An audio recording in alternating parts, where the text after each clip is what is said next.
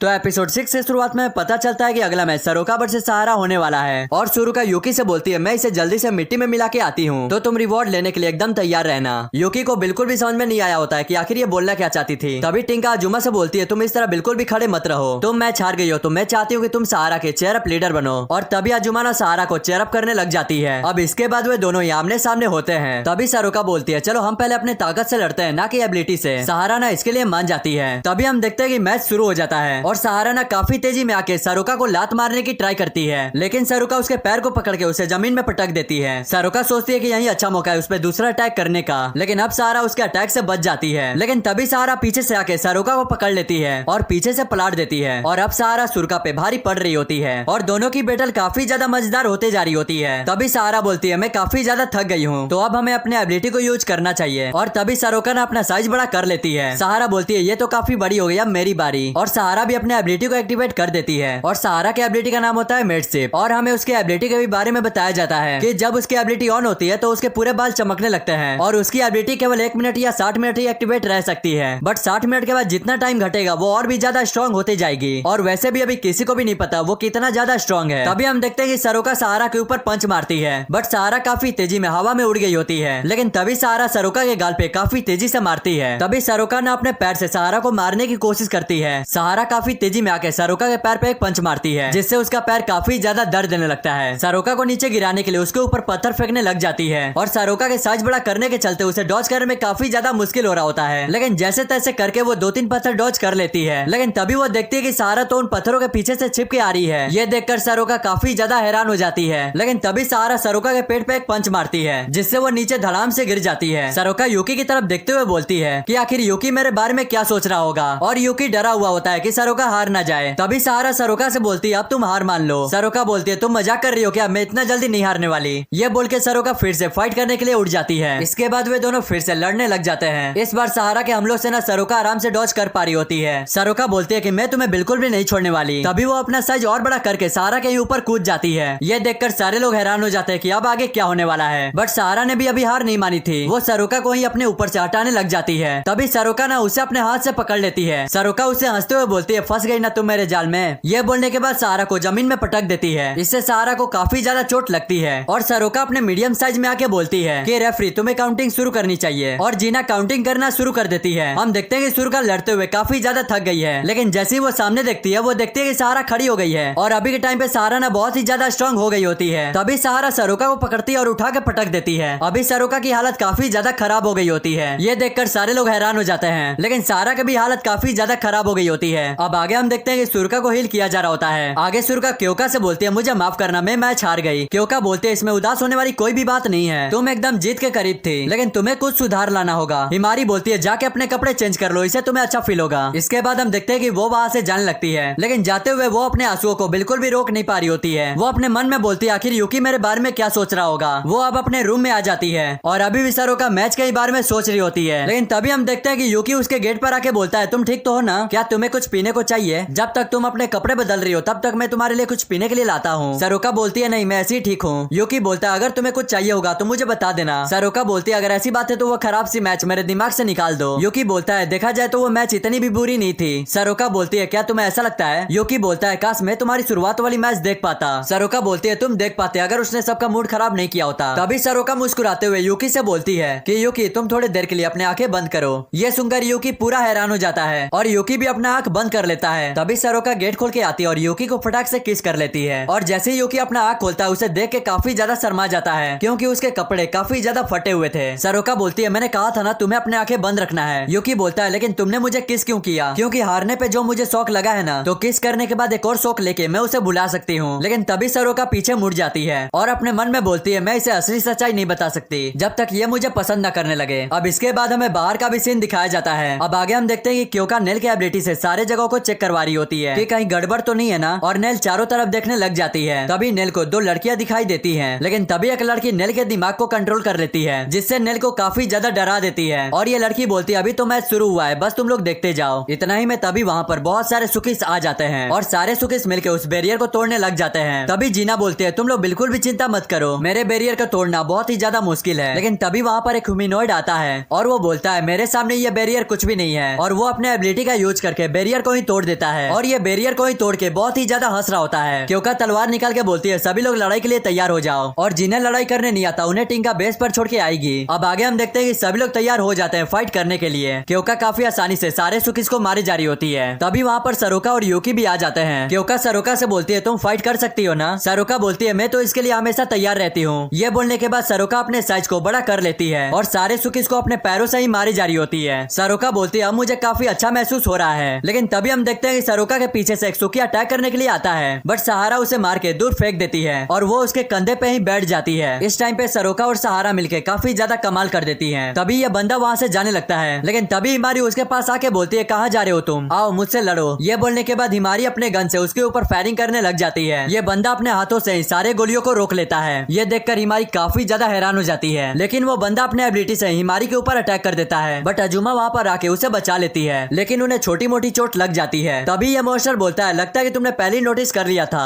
और अभी अजुमा ना काफी ज्यादा गुस्से में आ जाती है। हम देखते हैं कि क्योका और यूकी मिलकर सारे सुकिस को मार रहे होते हैं। तभी वहाँ पे हिमारी आके बोलती है मुझे भी यूकी के ऊपर राइड करना है। यूकी बोलता है एक साथ दो लोग, हमने ऐसा कभी भी ट्राई नहीं किया। क्योका बोलती है लेकिन अब हम करेंगे। ये सुनकर यूकी काफी ज्यादा हैरान हो जाता है। अब आगे यूकी हिमारी के फिंगर को लीक करता है और लीक करने के बाद तभी वहाँ पे बहुत सारी रोशनी फैलने लगती है। अभी हम देखते हैं कि यूकी एक अलग ही मोड में ट्रांसफॉर्म हो जाता है और इस वाले ट्रांसफॉर्म में ना यूकी काफी ज्यादा पावरफुल हो गया था। यहाँ तक कि यूकी इस ट्रांसफॉर्म में अपने मुंह से आग भी निकाल रहा था। ऐसा पावर देख के ये दोनों ही काफी ज्यादा खुश हो जाते हैं। अब अगले सीन में हमें इन लोगों को भी दिखाया जाता है, जहाँ पे टिंका नेल से सारा इन्फॉर्मेशन लेती है। इन्फॉर्मेशन लेने के बाद उन्हें बाय बोल के वहाँ से चली जाती है और नेल अपने एबिलिटी से उन्हें लड़ते हुए देख रही होती है। और अजुमा ना अभी भी उस मॉन्स्टर से अकेले में लड़ रही होती है, लेकिन ये मॉन्स्टर ना अजुमा के ऊपर काफी ज्यादा भारी पड़ रहा था। अजुमा बार बार अपने गोल्डन आवर का इस्तेमाल किया जा रही होती है, लेकिन ये भी मॉन्स्टर कहाँ रुकने वाला था। अजुमा के ऊपर बार बार हमले किया जा रहा होता है। वो मॉन्स्टर अपने अटैक से अजुमा के हाथ को ही पूरा डिस्ट्रॉय कर देता है, लेकिन तभी अजुमा गोल्डन आवर का यूज करके 5 सेकंड रिवाइंड कर देती है और 5 सेकंड रिवाइंड होने के बाद अजुमा उसके हमले से बच जाती है। वो मॉन्स्टर हंसते हुए बोलता है सच में तुम बहुत ही ज्यादा जिद्दी हो। और इस टाइम पे अजुमा काफी ज्यादा थक गई होती है, यहाँ तक कि वो अभी हिल भी नहीं पा रही होती है। तभी हम देखते हैं कि वो मॉन्स्टर अजुमा के ऊपर फाइनल अटैक मारने के लिए तैयार हो जाता है और अजुमा भी अपना गन उसके सामने कर देती है। लेकिन तभी वहाँ पे टिंका आके अजुमा को सरप्राइज दे देती है। टिंका बोलती है तुमने काफी अच्छा काम किया, लेकिन अब तुम्हें थोड़ा आराम करना चाहिए। तब तक मैं इस मैच को थोड़ा इजी बना देती हूँ। और टिंका भी उससे फाइट करने के लिए तैयार हो जाती है। तभी यह मॉन्स्टर बोलता है पहले तुम मेरे आर्मी को मारो, उसके बाद मुझे मारना। लेकिन जैसे ही टिंका के पीछे से धुआं हटता है, वो देखता है कि उसकी सारी आर्मी खत्म हो गई है। टिंका बोलती है मुझे कहीं भी आर्मी नहीं दिख रही, क्या तुम्हें कहीं आर्मी दिख रही है? वो मॉन्स्टर चारों तरफ देख के काफी ज्यादा हैरान हो जाता है। टिंका बोलती है मुझे पता चला है कि तुम्हारे जैसे यहाँ पे 2 लोग और हैं, मैं चाहती हूँ कि उनसे भी निपटूं, लेकिन सबसे पहले मैं तुमसे निपटना चाहूंगी। और ये बोलने के बाद यही पे ये वाला एपिसोड एंड हो जाता है।